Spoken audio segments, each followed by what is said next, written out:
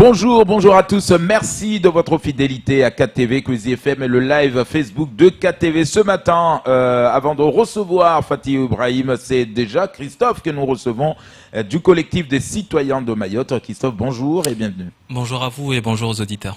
Voilà, Christophe, on va parler de cette procédure judiciaire puisque vous avez alerté pas que vous. Donc aujourd'hui, le Conseil d'État s'est penché par rapport à ces plaintes.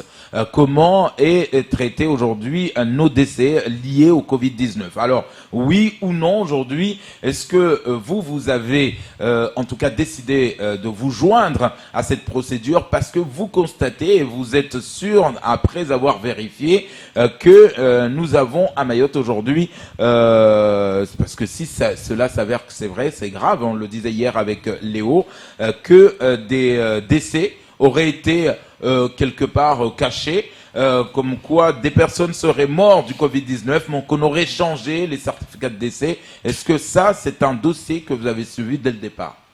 Bien sûr, on a eu depuis un certain temps des suspicions, on a eu des témoignages, mais bien sûr on n'avait pas de preuves de ce qui se passait. Et là, on a réussi à avoir des preuves et on a saisi, on a rejoint une entreprise de pompes funèbres pour se rejoindre à la plainte, et le statut de notre association permet aussi de rejoindre la plainte. Ça a été aussi ce pourquoi on a créé l'association collective des citoyens de Mayotte. Alors, Fatih Ibrahim nous a rejoint. Fatih, bonjour et bienvenue. Bonjour Monsieur Kamar, bonjour, bonjour aux téléspectateurs et téléspectateurs. Voilà, Fatih, on le sait que c'est grave. C'est grave ce que vous soutenez aujourd'hui. Il faut faire la lumière dessus. Ma première question, elle est pour vous deux. Quel intérêt aurait aujourd'hui l'agence régionale de santé à Mayotte de cacher des personnes qui seraient décédées liées au Covid-19 ? Quel serait l'intérêt aujourd'hui ? Alors, dans un premier temps, il est important de souligner que nous, en tant que collectif des citoyens de Mayotte, nous ne pouvons pas déterminer exactement quelles sont les responsabilités des uns et des autres. C'est le travail de la justice. Le dossier est entre les mains de la justice et nous faisons confiance en cette justice, sachant que nous tenons quand même à préciser que l'entreprise de transport posthume de Mayotte avait déjà fait un recours auprès du tribunal administratif de Mayotte. Ce recours a été un peu rejeté. Et donc, nous sommes associés à cette entreprise-là pour aller aller en appel auprès du Conseil d'État. Et donc, ce sera à la justice de déterminer quelle est la part de responsabilité de chaque acteur. Ce que nous constatons, parce que pour l'instant, nous ne pouvons nous limiter qu'à faire des constats, c'est que du dossier que nous avons eu à lire, il y a bien des certificats de décès qui ont été modifiés. 2 certificats de décès pour le même décès, il faut quand même le faire. Il y a des alertes qui ont été lancées depuis, de mémoire, courant mars, par l'entreprise de transport posthume, qui demande une chose toute simple, d'appliquer la réglementation depuis avril, la réglementation nationale qui a été décidée par le gouvernement en matière de décès pendant cette période de crise sanitaire. Sa demande est toujours restée lettre morte. Ils ont organisé une réunion courant aux alentours du 15 avril, réunion qui a été faite comme ça, et que pour valider justement un protocole. Et qu'il en est ressorti que même par rapport à cela, l'ARS apparemment se défend de suivre la réglementation, sauf que il y a un problème d'interprétation apparemment du mot immédiat. Il faut absolument que les personnes décédées, lorsqu'il y a soupçon de Covid-19 ou lorsque cette infection est avérée, il faut que cette personne soit mise en bière immédiatement. Sauf que l'entreprise a rappelé à plusieurs reprises que ce n'est pas fait. Donc, nous, collectif, ce n'est pas notre rôle de dire qui est responsable de quoi? Nous constatons que la loi n'est pas respectée, des Mahorais sont mis en danger, des personnes qui s'occupent, donc des entreprises, des personnes qui travaillent dans les entreprises qui s'occupent des décès sont mises en danger, du personnel travaillant dans les mairies sont également mis en danger, et par-dessus tout, on cache la vérité à des familles qui ont perdu leurs proches. Donc par rapport à cela, c'est une souffrance terrible pour les Mahorais, d'autant plus que nous voyons à coup de communication, le préfet de Mayotte et la directrice de l'ARS, de l'ARS, passer dans les médias pour expliquer que s'il y a une propagation incontrôlée du Covid-19 à Mayotte, c'est parce que les Mahorais ne sont pas disciplinés, c'est parce que les Mahorais ne respectent pas, ne comprennent pas l'intérêt de se confiner, etc., etc. Alors que non, nous constatons tout simplement que dans un premier temps, l'ARS n'a pas mis en place la réglementation décidée au niveau national. Je rappelle quand même que Mayotte est un département français et que le droit commun s'applique ici. Et que donc, sauf exception expresse de la loi, le droit commun s'applique à Mayotte. Et donc, en matière de gestion de crise sanitaire, cette loi s'applique à Mayotte, sauf que l'ARS s'est contentée d'un bricolage, puisque c'est bien à l'ARS de spécifier quelle règle sanitaire doit être appliquée. En l'occurrence, la règle sanitaire qui doit être appliquée en matière de gestion de crise, de cette crise sanitaire ne l'est pas. Alors, là, c'est vrai que c'est grave. Avant de revenir un peu sur ces accusations, les Mahorais sont indisciplinés, on ne respecte pas, on est les mauvais élèves, en tout cas de ce confinement.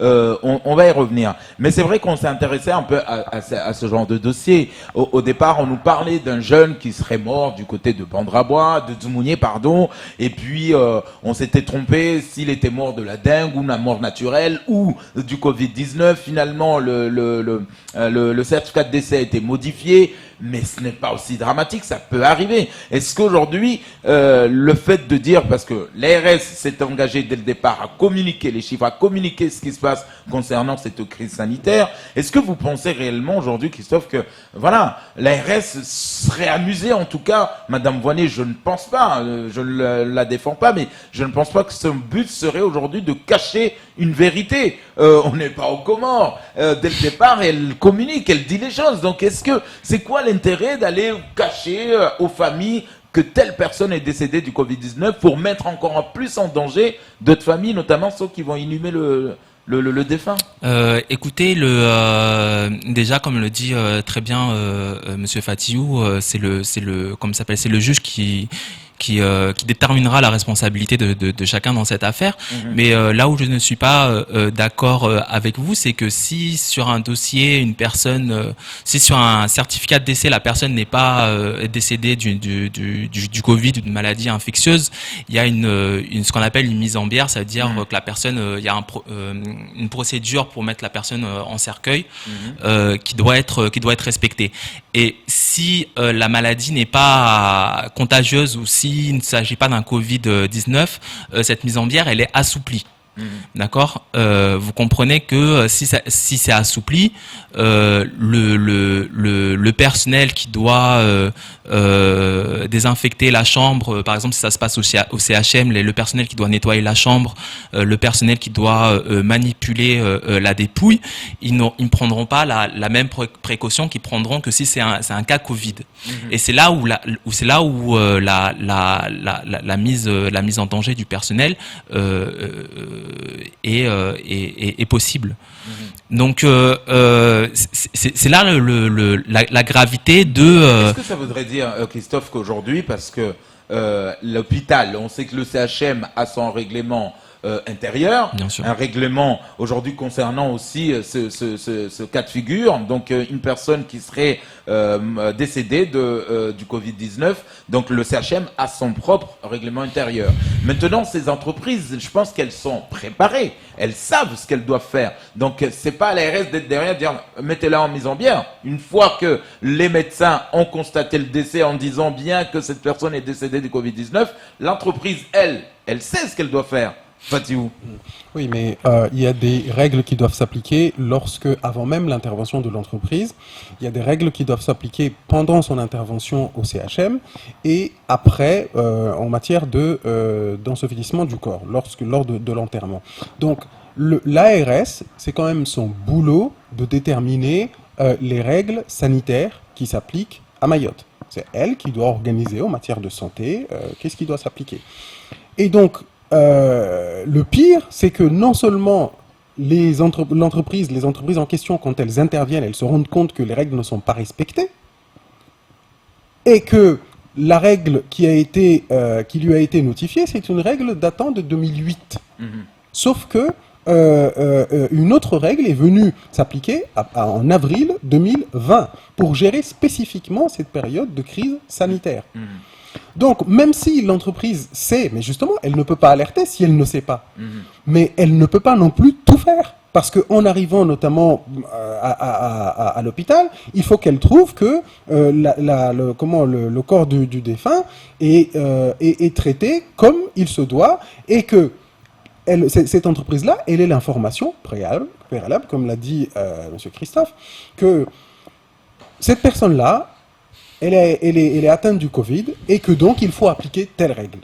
Sauf que c'est sur ces deux points-là donc, vous, en que tant le bas que blesse. citoyen collectif des citoyens de Mayotte, est-ce que, parce que vous l'avez dit, hein, c'est pas non plus votre rôle de s'occuper des dossiers, notamment des certificats de décès ou quoi, mais est-ce que vous pensez réellement qu'aujourd'hui, déjà, avec on se rappelle d'une conférence de presse entre Madame Voinet et le préfet de Mayotte, et qui insistait sur ces règles, aujourd'hui, de demander déjà même aux familles, demander aux Mahorais de ne pas tous se rendre dans les cimetières, par exemple, ou de ne pas manipuler les défunts qui seraient décédés du Covid-19. Donc, un rappel, quelque part, à ces nouvelles règles. Donc, est-ce que vous pensez que déjà, même les nouvelles règles ne sont pas affichées dans les chambres mortuaires au CHM? C'est-à-dire que dire, voilà, une fois qu'une personne décédée du Covid-19 est morte, il faut faire ci, il faut faire ça. Est-ce que tout n'est pas affiché, tout n'est pas rappelé? Il y a un problème en fait par rapport à ce que vous dites, c'est que depuis le début de la crise, beaucoup de personnes, beaucoup de personnalités influentes sur les réseaux sociaux ou influentes dans la vie politique. Je pense par exemple à Yasmina Aouni. Il y a aussi les parlementaires qui ont parlé dessus. On a posé des questions pour savoir comment on va faire par rapport à nos traditions et par rapport aux cérémonies. L'ARS se devait d'expliquer aux populations, de dire voilà, il va falloir se préparer, il va avoir une surmortalité. Il y a une surmortalité, je vous rappelle qu'on est à plus de 40% en surmortalité. L'ARS devait faire qu'on appelle ça Une communication. une communication pour dire voilà, on va voir avec les cadis, on va voir avec les maires pour expliquer aux gens ce qui va être possible et ce qui ne le veut pas, ce qui ne va pas l'être.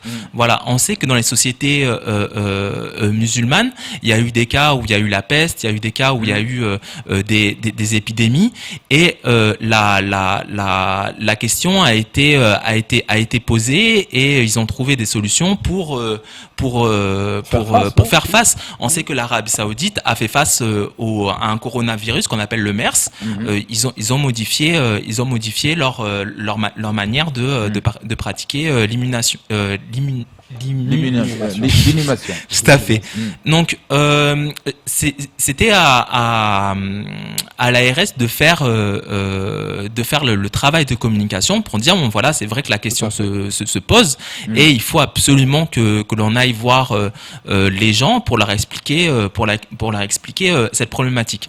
On a cette problématique où à Mayotte on a deux catégories de population. On a la population qui est légale et on a une population qui est comorienne et qui est illégale. En grosse majorité. On sait que ce sont deux canaux qui sont complètement différents. comme ça s'appelle, les décès, le décès, il touche les deux communautés. Et on sait que les personnes qui vivent dans les bidonvilles sont encore plus exposées. Donc, on a des associations ici qui distribuent des colis alimentaires, mais on aurait pu, je ne sais pas. Après, faut voir, faut y réfléchir. Mais on aurait dû, en tout cas, passer peut-être par ces associations-là pour expliquer aux personnes des bidonvilles que il y a, faut prendre des précautions, faut pas blaguer avec le coronavirus. C'est quelque chose d'extrêmement grave. On le sait que il y a des personnes qui ont été décédées du Covid et qui ont été enterrées de manière traditionnelle, ce qui est extrêmement grave. On en a des témoignages. Donc tout ça, voilà, l'ARS pour vous n'a pas fait son travail. Alors, Fatihou, l'ARS, si vous dites l'ARS n'a pas fait son travail, aujourd'hui, est-ce que vous, en tant que lanceur d'alerte, vous êtes là, collectif, donc vous constatez, comme vous l'avez dit, et puis vous signalez, vous alertez. Est-ce que vous avez déjà fait la démarche dès le départ, dès lors que ça vient dans vos oreilles, que attention, il y a quelque chose de bizarre ou de louche qui se passe au CHM par rapport à nos décès, par rapport à cette crise sanitaire? Est-ce que vous avez voulu tout de suite la rencontrer, tout de suite lui dire, bon, expliquez-nous comment ça se passe, expliquez-nous pourquoi ce manque de communication envers la population? Est-ce que cette démarche que vous l'avez fait? Mais bien sûr, la rencontrer, nous ne savons, je ne sais pas, parce que bon, il faut croire qu'apparemment à Mayotte, dès lors que on alerte sur certaines choses, on est persona non grata. Mais quoi qu'il en soit, nous avons fait un communiqué, nous avons fait des publications notamment sur les réseaux sociaux, puis un communiqué officiel demandant aux autorités, notamment à l'ARS, de nous communiquer très précisément quelles mesures ils mettent en place pour gérer la gestion de cette crise sanitaire. Quels moyens ils disposent, quels moyens ils comptent demander, quel recours ils peuvent avoir pour gérer cette crise sanitaire qui s'annonçait très grave, parce que nous avions vu, avant même l'entrée du coronavirus le 14 mars, non, avril. Non, 14 mars, le premier jour des élections, nous sommes rentrés en confinement, le 15 mars. C'est ça. 14 mars dernier, donc avant même l'entrée, nous le constations en métropole que c'était déjà la cacophonie. Alors tout le monde a été pris de panique. Courant mars, je n'ai pas la date précise, mais nous avions publié un communiqué qui est visible de tout le monde, où on demandait, justement, et d'ailleurs c'est à partir de là que nous sommes entrés dans une phase un peu, nous avons judiciarisé en fait notre procédure, parce que nous n'avions pas réponse à cela. Donc on ne peut pas dire qu'on n'a pas essayé. On a essayé, mais il faut aussi constater une chose. Nous avons une administration qui est totalement hermétique à ses citoyens, à Mayotte en tout cas. Chose qui est absolument inadmissible en République. Chose qui est absolument inadmissible en démocratie. Il n'y a qu'à Mayotte où on peut voir que le citoyen est maltraité, le citoyen n'est pas écouté, et lorsqu'il tente de pousser un cri d'alerte, il est tout de suite mis à l'écart, diabolisé. On est des agitateurs, on est des personnes qui ne comprennent rien. Après tout, si vous voulez changer des choses, présentez-vous aux élections. Eh ben non, nous savons que nous sommes en démocratie, on peut se présenter aux élections, mais nous n'en avons pas l'envie. Nous ne sommes pas des politiciens. Il n'en demeure pas moins que nous sommes des citoyens qui demandons un service public de qualité. En l'occurrence, la préfecture, l'ARS ne nous ont pas proposé ce service public de qualité en matière de gestion de cette crise sanitaire, et c'est pour cela que nous nous sommes associés à l'entreprise. On le sait, vous l'avez dit justement, Fatihou, c'est vrai que cette crise, quelque part, a pris de court tout le monde. On le voit que même au plus haut sommet, ils ont eu du mal. Il y a eu des défaillances, faut se l'avouer aujourd'hui. Même le président Macron l'a reconnu. Il y a eu des défaillances, il y a eu une mauvaise gestion dès le départ. Donc c'est pas notre petit ARS qui vient de naître tout de suite d'avoir les moyens pour. Maintenant, pour le manque de communication, je veux bien l'accepter qu'aujourd'hui peut-être il y a eu ce manque de communication. Comment on va faire? Mais tout le monde a été pris quand même quelque part de court. Vous savez. Je comprends tout à fait que on est dans une situation qui est complètement extraordinaire, qu'il y a des manquements qui sont excusables, mais ça fait Mayotte, c'est le plus grand désert médical de France. Ça fait des années que l'on dénonce le bricolage administratif. Je veux dire, ce mot-là, c'est pas un mot nouveau à Mayotte. On le voit avec le protocole qui a été mis en place par le gouvernement notamment sur l'élimination des décès liés au Covid. Des décès. Il y a eu à Mayotte un deuxième bricolage où on a réuni le CHM et les sociétés des pompes funèbres pour décider d'un autre protocole. Nous, c'est exactement ce que nous dénonçons. D'ailleurs, comme s'appelle la société que nous accompagnons, ils sont pas d'accord avec ce protocole-là. Ils le dénoncent. Ils le dénoncent et ce protocole-là n'est même pas respecté. Ce protocole-là n'est pas respecté et c'est ce pourquoi nous sommes joints à la plainte. Et puis, il faut savoir aussi que ce que vous dites, c'est très important de distinguer deux choses. Lorsque nous ne connaissons pas le virus, c'est ce qui est arrivé en métropole. Virus nouveau, qui n'est pas connu, il faut le temps que les scientifiques se penchent dessus, qu'ils connaissent exactement comment il se transmet, quels sont les délais d'incubation, quelle est la contagiosité, etc., etc. Il n'en demeure pas moins que par rapport aux moyens existants, et c'est là que le juge appréciera, est-ce que à un instant T, les connaissances existantes, les moyens existants, tel responsable a pris ses responsabilités. Toute la subtilité de la question, elle est là. Donc on ne peut pas venir dire aujourd'hui que non, c'est une crise inédite, etc. etc. Il y a un protocole décidé au niveau national qui est applicable, mais qui n'est pas appliqué. Là, ce n'est pas une question de manque de moyens, c'est une faute. C'est une faute. Et donc, du coup, c'est là-dessus que le collectif dit que là, il y a un problème. Et que nous allons demander à la justice de rechercher les responsabilités de chacun et éventuellement de prononcer, s'il y a lieu, les sanctions qu'il convient. Voilà. Alors, donc c'est totalement différent, il faut bien faire cette distinction. Alors on sait que le Conseil d'État s'est penché par rapport à ces plaintes. On devait avoir un premier jet hier, lundi 11 mai. Est-ce que c'est le cas ? Est-ce que vous pensez qu'il y aura quand même une suite approfondie, en tout cas de ces vérifications, d'une enquête ou pas? Qu'est-ce qu'il en est sorti hier? Nous n'avons pas encore eu de réponse parce que tout simplement il y a eu quand même pas mal de plaintes et nous attendons. Nous attendons, en tout cas si nous avons déposé un recours auprès du Conseil d'État, c'est que nous avons bon espoir et que nous faisons confiance à la justice et nous espérons que ça ne reste pas lettre morte parce que tout simplement les faits sont graves. Et donc nous espérons que ça n'en restera pas là.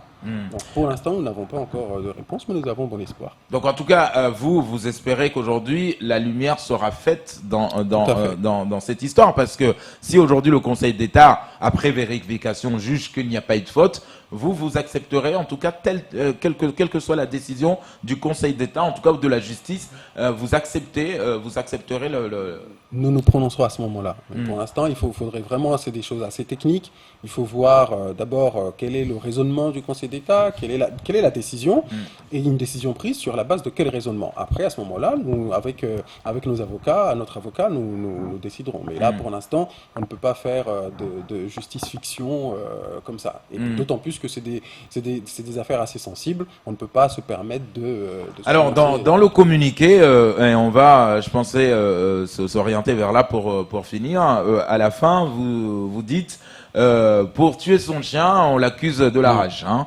Donc les Mahorais sont indexés comme étant les mauvais élèves, en tout cas de ce confinement. Si la propagation continue à augmenter, le nombre de cas continue à augmenter, c'est parce que les Mahorais, en tout cas, ne respectent rien. Et là-dedans, vous êtes sensible parce que vous dites quelque part, le Mahorais a respecté. Maintenant, il y a eu des fautes ou des responsables où il y a une partie de la population qui ne respecte pas. Ça ne veut pas dire que les Mahorais ne respectent pas le confinement.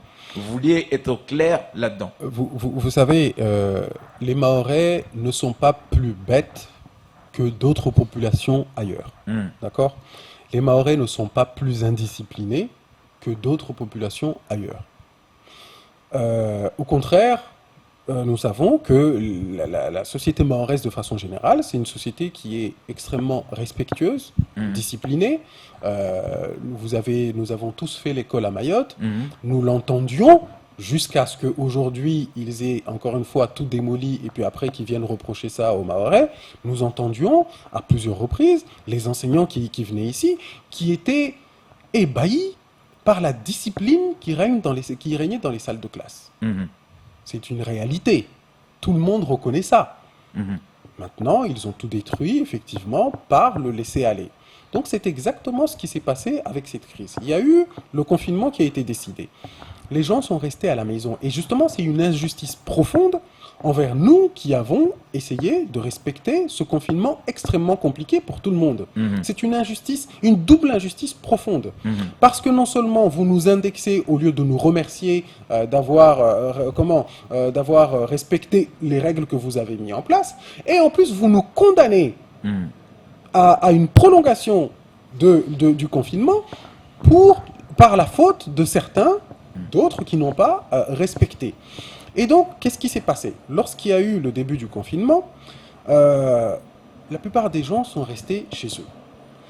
Nous avons constaté, au contraire, dans les villages et dans les reportages que vous avez faits, vous, les médias, une population, il faut dire les choses, immigrée, d'origine comorienne, qui ne respecte pas, qui défie l'autorité religieuse, en disant, nous l'avons entendu dans les médias, lorsque vos confrères de Mayotte Première, par exemple, ils ont organisé des émissions là-dessus, des personnes d'origine comorienne, parce que ça se reconnaît à l'accent, qui défient l'autorité en disant, oui, mais nous ne comprenons pas, pourquoi est-ce que vous vous empressez de fermer les mosquées alors que vous laissez les commerces ouverts ?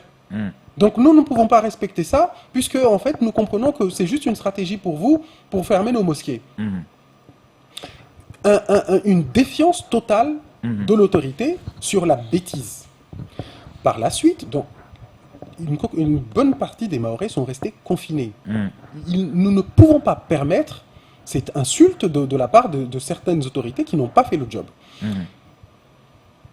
La population, une catégorie de la population immigrée venant des Comores, n'ayant pas respecté, s'en est suivi une campagne de communication acharnée des autorités, au lieu de les rappeler à l'ordre, en justifiant leur défiance par le fait qu'apparemment ils seraient en situation défavorisée, que ce serait difficile de rester confinés dans les bangas. Les reportages sont là, ce ne sont pas des choses que l'on dit comme ça.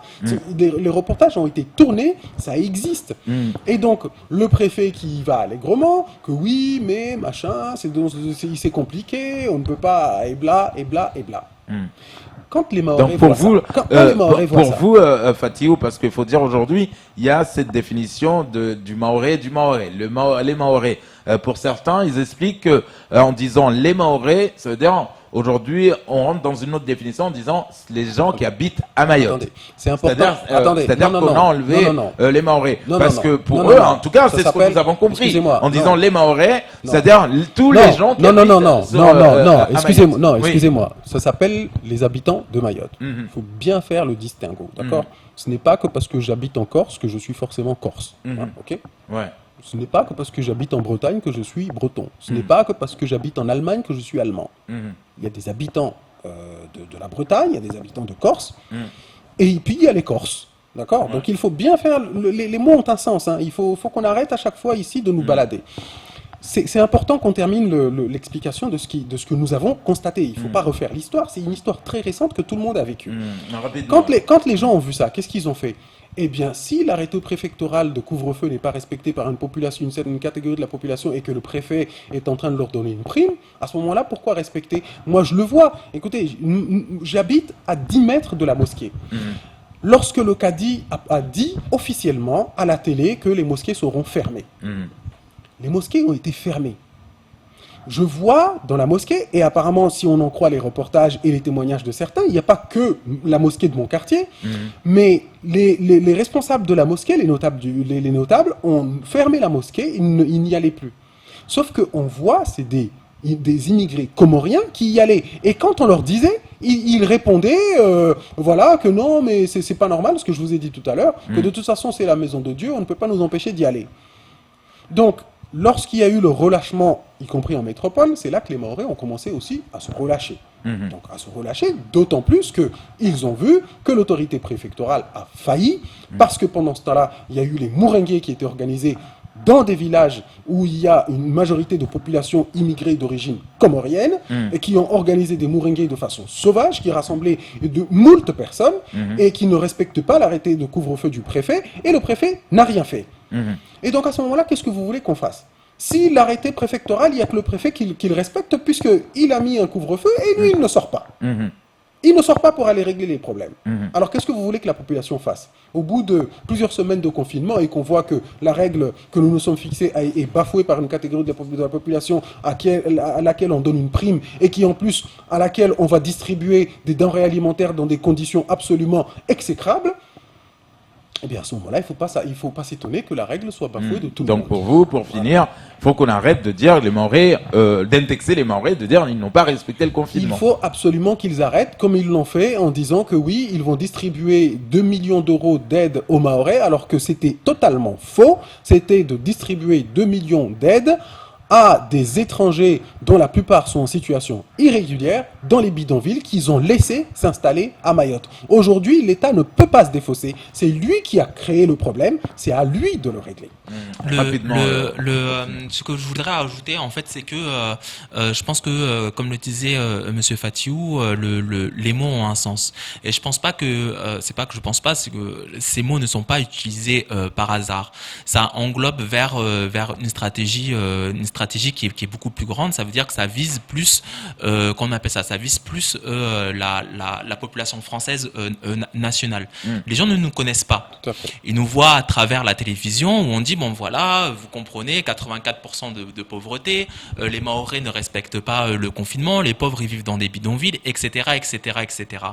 Ça marque une histoire pour dire que c'est comme ça, on a du mal à vaincre la pauvreté. La pauvreté, il y en a en France aussi, hein. C'est extrêmement difficile de la vaincre, mais ça l'est encore plus à Mayotte. Alors qu'en fait, le problème n'est pas là. C'est en partie là, parce que bien sûr, il y a des Mahorais qui sont pauvres, mais le problème n'est pas là. Le problème, c'est que depuis une dizaine d'années, depuis une quinzaine d'années, on a nos frontières qui ne sont pas respectées, nos frontières qui ne sont pas gardées. Et on a comment on appelle ça, les autorités préfectorales il y a un laisser-aller pour remédier à ces solutions-là. De plus, on parle de finalement pour régler ces problèmes de bidonville, de construire des HLM. On le sait, on le voit en France, on a l'expérience métropolitaine où on voit que des HLM ont été construits dans les années 70. On le voit aujourd'hui, le résultat c'est quoi? C'est qu'on a des ghettos. On a des ghettos en France où des gens sont parqués dans ces immeubles et ces gens sont discriminés. La problématique qu'on a à Mayotte, c'est que dans ces bidonvilles-là, ces personnes-là sont en plus de nationalité étrangère. C'est-à-dire qu'en France, déjà qu'on est de nationalité française et qu'on vit dans des HLM, déjà on est discriminé. Alors si on place des gens qui sont étrangers dans des HLM à Mayotte, la situation pourrait devenir encore plus explosive. Et pour, si vous voulez, pour faire avaler cette pilule-là d'un point de vue national, à dire il faut absolument aider la population mahoraise à Mayotte, on enveloppe parmi les étrangers et parmi la population locale le terme de Mahorais. Donc voilà, c'est pour ça pour Macky. Voilà, notre démarche a dénoncé le fait qu'il faut arrêter de catégoriser, de dire un chat est un chat, que les personnes qui vivent dans des bidonvilles ce sont des étrangers, des Comoriens en situation irrégulière. C'est pour mettre l'État face à ses responsabilités. C'est pas du tout dans une question chauvin à dire que nous on est meilleurs, que nous ceci, que nous cela. Ce n'est pas du tout ça. C'est pour combattre cette propagande préfectorale, pour dire que non, vous avez des devoirs à Mayotte, c'est-à-dire de faire respecter la loi, les lois sur l'immigration, de faire, de garder nos frontières. Et si tu en es aujourd'hui dans cette situation-là où la question des bidonvilles, la question des confinements dans les bidonvilles, la question de la sécurité par rapport aux moringues qui sont organisés tout autour, aux alentours de ces bidonvilles-là, ça relève de votre responsabilité, parce que ça fait des années qu'on vous dit que la population comorienne illégale, c'est problématique à Mayotte. C'est problématique sur un point de vue sécuritaire, c'est problématique sur un point de vue écologique, c'est problématique sur un point de vue sanitaire et aussi dans l'éducation. C'est un secret pour personne. On le répète, on le martèlera toujours. Qu'on nous traite de xénophobes, qu'on nous traite de racistes, la situation sont là, les faits sont là. Merci en tout cas, messieurs, d'être venus nous en parler ce matin. Beaucoup de commentaires. Merci beaucoup, Fatihou. Merci beaucoup, Christophe. On a dépassé ce temps de parole, mais ce n'est pas grave puisque on peut grignoter tout à l'heure vers 8h avec notre prochain invité. C'était tout pour ce temps de parole. Merci beaucoup.